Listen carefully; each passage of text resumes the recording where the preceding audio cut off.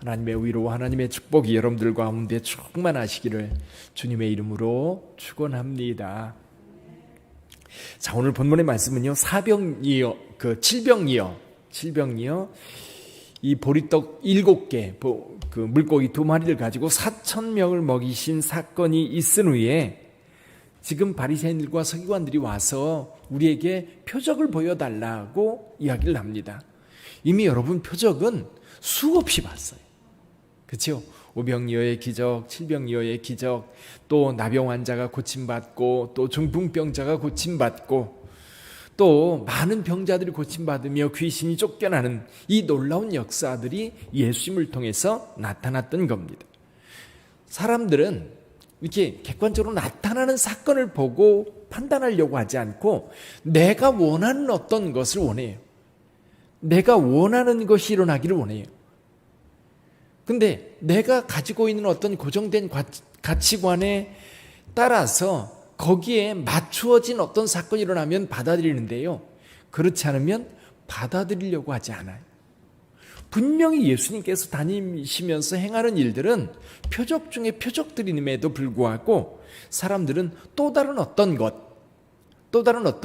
그들의 마음에 흡족한 것, 그런 걸 원합니다. 근데요, 일어난 사건들을 가만히 관찰해보고 그 의미를 생각해보면 금방 알 수 있거든요. 그래서 예수님께서 그들에게 표적 보여주지 않습니다. 가끔 이제 어쩌다가 교회에 나오는 분들 가운데 그런 분들 계세요. 교회에서 무슨 표적이 일어나나. 예를 들면 무슨 그 집회를 할 때에 그분이 집회를 하면 뭐 기적이 난다 그런 얘기가 돌면 그거 혹시 교회에서 그런 일이 일어나나 보러 오는 사람들이 있습니다. 그런 분들 볼 수 있어요? 거의 못 봅니다. 왜냐하면 기적이 일어나도 여러분 그걸 믿음으로 받아들이는 게 아니라 자기 고정관념에 맞춰진 표적을 원하기 때문에 하나님께서 그에게 맞춰진 표적 보여줄 필요가 없거든요. 이미 믿음의 눈을 뜨면 다 보이거든요. 중요한 것은 뭐냐면 믿음의 눈을 뜨는 겁니다. 근데 여기 그 사람들에게 대화를 하다가 예수님께서 제자들과 함께 배를 타고 건너편으로 건너가시는데 예수님께서 한마디 하십니다. 삼가 바리새인과 사두개인들의 누룩을 주의하라. 그게 제자들이 깜짝 놀래가지고 야, 떡 안 가지고 왔어. 얼마나 남았었어요? 7광지를 남았었습니다. 그때 예수님께서 그들을 책망하십니다. 지금 어찌 떡이 없음으로 서로 의논하느냐? 아직도 깨닫지 못하냐? 물고기 2마리, 보리떡 5개로 5,000명을 먹이고 보리떡 7개와 또 여기 물고기 2마리로 4,000명을 먹였던 이 사건, 그럼 그 사건이 있고 그분이 지금 예수 그리스도께서 그들과 함께하고 있다면 더 이상 먹을 거 걱정 안 해도 되는 거예요. 그런데 제자들은 그 떡 생각을 하는 겁니다. 예수님은 바리새인들과 사두개인들의 그 교훈, 잘못된 교훈에 대해서 주의하라고 하는 말씀인데 제자들은 그것을 깨닫지 못하고 있는 거예요. 좀 예수님이 많이 답답하셨던 것 같아요. 여기 보니까 여기 너희가 아직도 깨닫지 못하느냐, 여기 아직도 깨닫지 못하느냐라는 이 말씀 속에 예수님의 답답함이 있는 거예요. 그 정도 다녔으면, 그 정도 예수님께서 제자들과 함께 했고 그 정도 기적을 베풀었고 그 정도 가르쳤고 그 정도 함께 했으면 좀 알만할 때도 됐는데, 믿음을 가질 만한 때도 됐는데 아직도 엉뚱한 문제를 가지고 논의하는 제자들. 오늘 우리에게도 그런 말씀하시지 않을까요? 교회 몇 년이나 다녔니? 믿음 생활 얼마나 했니? 근데 이제 그 다음에 이어가면서 좀 반전이 일어납니다. 예수님께서 빌립보 가이사라로 제자들을 데리고 갑니다. 빌립보 가이사라는 이스라엘에서 제일 북쪽에 있는 도시예요. 제일 북쪽에. 헬몬산 바로 밑에 있는, 지금은 바니아스라고 하는 이름으로 불리는데요. 여기가 유명한 게 뭐냐면 판신전이 있고 그 큰 동굴이 있고요. 동굴에다가 이 판이라고 하는 신전을 지어서 거기서 이제 목축하는 사람들이 그 신을, 판이라고 하는 신을 섬겼던 겁니다. 근데 그 옆에 제우스 신전이 있고요. 그 중간에 그 절벽에 많은 이렇게 홈이 파여져 있는데 거기에 그들 나름대로의 신들을 모셔놨던 겁니다. 그래서 거기를 뭐라고 얘기를 하냐면 만신전이라고 그래요. 만신전. 세상의 모든 신들이 다 거기 모셔져 있는 겁니다. 거기에 가서 예수님께서 제자들에게 물어요. 사람들이 날 누구라 하더냐? 그랬더니 여기 대답이 나오죠. 세례 요한이라고 말하고 어떤 이는 엘리야, 어떤 이는 에레미야, 어떤 이는 선지자 중에 하나라고 말합니다. 이게 뭐냐면 구약 시대의 구약 선지자들이 예언했던 말씀들이거든요. 근데 예수님은 다른 사람들이 뭐라고 대답하느냐라고 하는 게 사실은 별 관심이 없으시거든요. 제자들에게 다시 묻습니다. 너희는 나를 누구라 하느냐? 너희는 나를 누구라 하느냐? 이때 베드로가 위대한 고백을 하지요. 우리 16절 같이 읽어봅니다. 16절 같이 읽어봅니다. 시몬 베드로가 대답하여 이르되 주는 그리스도시요 살아계신 하나님의 아들이시니이다. 아멘.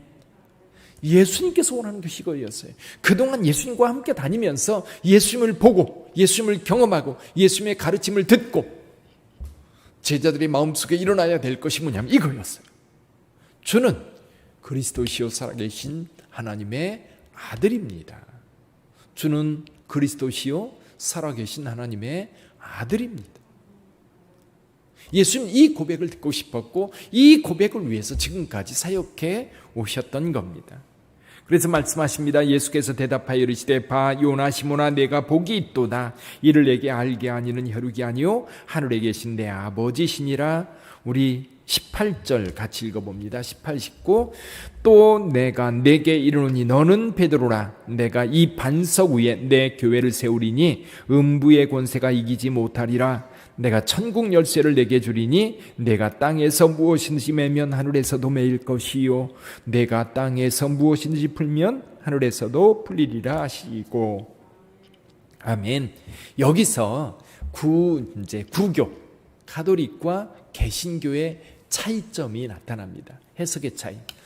이 가톨릭에서는 베드로라고 하는 개인 인물이 이 천국 열쇠를 받고 그 인물 위에 교회를 세웠다라고 해석을 합니다. 그래서 교회 우선주의를 이야기하지요. 근데 그 다음에 보면 별로 그게 옳지 않은 것 같아요. 베드로 금방 예수님께 어떤 구질함을 들어 23절에 보니까 사탄아 내 뒤로 물러가라. 갑자기 베드로가요 위대한 고백을 한 인물에서 뭘로 전락해요? 사탄이 돼버려요. 예수님의 일을 가로막는 사람이 돼버려요. 그러니까요 그 인간 베드로는요 아무것도 아니에요. 우리가 똑같은 사람들인 거예요. 기적을 일으키고 놀라운 일을 하지만 그는 여전히 인간인 거예요. 여전히 인간. 근데 위대한 게 뭐예요? 그의 고백이지요. 그래서 예수님께서는 베드로의 이 고백 위에 교회를 세우고요. 이 고백을 하는 자가 천국 열쇠를 갖는 거예요. 할렐루야. 이 고백 위에 예수 그리스도의 이름으로 기도하는 자들이 여러분 하늘을 향해서 기도하면 여기서 기도하면 하늘에서 풀리고요. 그래서 여기서 풀면 하늘에서 풀리고 여기서 매면 하늘에서도 매이는 거예요. 이 고백이 분명할 때 그는 하나님의 자녀가 되는 거고 영생을 약속받는 자가 되는 거죠. 근데 여기 고백, 여러분 우리 고백에는요 두 가지 고백이 필요합니다. 어떤 고백이 필요할까요? 첫째 고백은요 입술의 고백이에요. 우리가 오늘 또 새벽 기도를 시작하면서 사도신경을 고백했습니다. 나는, 예전에는 나는이라는 말이 빠져 있었어요. 그래서 새로 번역을 하면서 나는 누구의 고백이냐라고 하는 걸 분명하게 하기 위해서 그런 겁니다. 나는 천지를 창조하신 하나님을 믿고 나는 뭐예요? 동정녀 마리아에게서 나시고 본디오 빌라도에게 고난을 받아 십자가에 못 박혀 죽으시고 부활하시고 승천하시고 재림하실 예수 그리스도를 믿고 나는 성령을 믿고 그래서 그 삼위일체 하나님을 믿는다고 하는 것을 누가? 내가 입술의 고백이 필요합니다. 여러분 입술의 고백이요 그냥 읊조리면서 그냥 고백하는 것 같아도요 여러분이 고백하는 고백은요 이 속에서 나오는 겁니다. 속에 있는 이 고백이 입으로 나오는 거예요. 물론 세상 사람은 거짓말 잘합니다. 그런데요 예수 그리스도에 대한 고백은요 거짓말로 고백할 수가 없어요. 그리고 거짓말로 고백했다 하면 그 고백을 누가 들으셔요? 하나님께서 들으시고요 그 고백대로 살게 합니다. 그래서 사도 바울이 로마서 10장 10절에서 이렇게 말합니다. 사람이 마음으로 믿어 의에 이르고 입으로 시인하여 구원에 이르느니라. 할렐루야. 마음으로 믿어 의에 이르고 입으로 시인하여 구원에 이른다는 것. 그래서 그 다음에 13절에서 계속해서 이렇게 말씀합니다. 누구든지 주의 이름을 부르는 자는 구원을 얻으리라. 주의 이름을 부르는 자, 내 입으로 예수님, 내 입으로 하나님, 내 입으로 그리스도요, 내 입으로 고백하며 부르는 그 이름, 예수의 이름을 부르는 자는 구원을 얻게 되는 것. 입술의 고백, 여러분 어디를 가든지 입술의 고백 굉장히 중요합니다. 법정에서 증언할 때 뭘로 증언해요? 입술로 증언하는 거예요.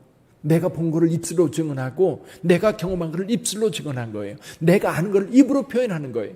이게요, 증거 능력 있는 거예요. 굉장한 힘이 있는 겁니다. 여러분들이 고백을 분명하게 해야 돼요. 세상 사람들과 같이 있을 때 베드로처럼, 나중에 베드로가 3번이나 예수님을 부인하지 않습니까? 이 부인하는 거, 속으로는 예수님을 믿어도요, 입으로 부인하면 부인하는 거예요. 그러니까 입술의 고백이 정말 중요합니다. 근데 입술의 고백에서 끝나면 미완성이죠. 미완성. 한 걸음 더 나가야 됩니다. 삶의 고백이 이루어져야 돼요. 삶의 고백. 삶의 고백은 24절에서 말씀하고 있어요. 같이 읽어봅니다. 24절. 이에 예수께서 제자들에게 이르시되 누구든지 나를 따라오려거든 자기를 부인하고 자기 십자가를 지고 나를 따를 것이니라. 베드로가 주는 그리스도시요 살아계신 하나님의 아들입니다라고 고백했다면 예수님은 주님이십니다. 하나님의 아들이십니다. 그는 그리스도이십니다. 당연히 고백했기 때문에 그대로 따라가는 거예요. 그럴 때 따라갈 때에 자기를 부인하고 자기 십자가를 지고 나를 따르라. 3가지. 자기를 부인하고 내 십자가 지고 그 다음에 누구를 따라요? 예수님을 따라가는 거예요. 이건 뭐냐면 내 의지대로 사는 게 아니라 주님의 뜻이 이루어지기를, 또 내 영광이 아니라 주님의 영광 위해서 살아가는 거예요. 이 고백은 반드시 그 뒤에 그 행동을 수반하게 되어 있습니다. 그래서요, 여러분들이 삶을 살아가면서 이제는 내 영광을 위해서 사는 게 아니라 하나님의 영광을 위해서 살고요, 내 뜻이 이루어지는 게 아니라 누구의 뜻이 이루어지기를, 아버지의 뜻, 예수님의 뜻이 우리 가운데 이루어지기를 위해서 살아가는 거예요. 예를 들어 볼까요? 우리가 예배를 드리러 옵니다. 예배를 드리러 옵니다. 저는 이제 새벽에는 우리가 기도하러 온다고 봐요. 새벽에는 여러분들이 말씀을 듣고 그 말씀을 따라서 여러분의 고백들, 여러분들이 필요한 것들, 일용할 양식을 주시고 우리의 삶에 필요한 것들을 주께 달라고 기도하는 시간. 적어도 여러분 주일 오전에 드리는 예배 있지요. 주님께서 주일이라고 하는 시간을 마련해서 그 시간을 우리 하나님 앞에 드린다고 할 때는 나를 위해서 예배 드리면 안 됩니다. 누구를 위해서? 주님의 영광을 위해서. 그래서요, 교회 올 때 은혜 받으러 오면 안 돼요. 은혜 받으러 오는 게 아니라 하나님을 예배하기 위해서 와요. 하나님을 예배하기 위해서 오면 은혜 받아요. 근데 목적이 하나님을 예배하기 위해서가 아니라 내가 은혜 받기 위해서 오면 여러분 실망도 하고요, 또 시험도 들고요, 또 괜히 왔다고 하는 손해감도 있어요. 아, 오늘 오지 말걸, 차라리 안 왔으면 좋을걸, 그런 생각을 한다. 왜냐하면 우리는 하나님께 예배 드린다고 하는 건 하나님 앞에 철저하게 무릎 꿇는 거거든요. 엎드리는 거거든요. 오직 주님의 영광만을 구하는 거예요. 왜냐하면 이 고백, 베드로의 이 고백을 한 사람이라고 한다면 반드시 그렇게 해야 되는 거예요. 그래서 우리가 세상을 살아가면서도 어디를 가든지 우리 주 예수 그리스도에 대한 증인이 되고, 어딜 가든지 주님의 제자로서 나를 부인하고 십자가를 지고 세상 속에서 그리스도의 영광, 그리스도의 뜻이 이루어지기를 위해서 우리 자신을 드리는 것이 고백인 거예요. 그러니까 입술의 고백은 내가 표현하는 거라고 한다면 삶의 고백은 그렇게 따라가는 거예요. 그렇게 따라가는 것. 왜 그렇게 해야 됩니까? 예수님께서 말씀합니다. 목숨, 영생을 얻는 거예요. 여기 누구든지 제 목숨을 구원하고자 하면 잃을 것이요 누구든지 나를 위하여 제 목숨을 잃으면 찾으리라. 주님을 따르는 거는요, 거기에 생명이 있기 때문에 그래요. 그리고 계속해서 말씀합니다. 27절에 보면 인자가 아버지의 영광으로 그 천사들과 함께 오리니 그때에 각 사람이 행한 대로 갚으리라. 우리에게 가장 큰 상급은 하나님께 받는 겁니다. 우리의 삶을 주님께서 보시고 우리가 행한 대로 갚아주실 거예요. 그때에 여러분 모두가 그 영광 중에 하나님 앞에 풍성한 상급이 있는 오늘의 삶이 되기를 주님의 이름으로 축원합니다. 기도하겠습니다.